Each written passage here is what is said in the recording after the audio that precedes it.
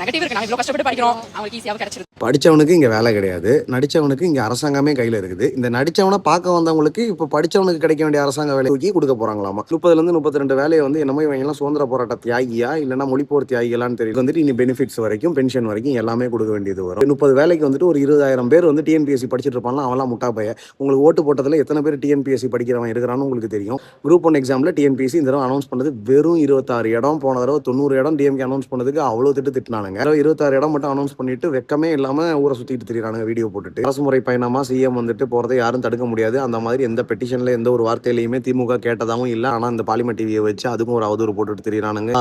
விஜய் அவர்களுக்கு ஓட்டு போட்ட அரசாங்க வேலை தேடும் டிஎன்பிஎஸ்சி ஆஸ்பிரன்ஸ் எல்லாரும் முட்டா பயல்கள் என்று திரு விஜய் அவர்கள் தூ என்று உங்கள் மூஞ்சில் காரி உமிழ்ந்திருக்கிறார். இந்த மாஸ்டர் படத்துல கேவலமான ஒரு அழுக பெர்ஃபார்மன்ஸ் இருக்கும் தெரியுமா? அது மாதிரியோ இல்லைன்னா 2 சொட்டு கிளிசரினை தண்ணில விட்டாது 2 சொட்டு தண்ணி நாளைக்கு கரூர்ல அழுது அடம்புடிச்சு முதல்ல கண்ணீர் வடிச்சு கேவலமா ஒரு பாலிடிக்ஸ் பண்றாரா இல்லையான்னு மட்டும் பாருங்க.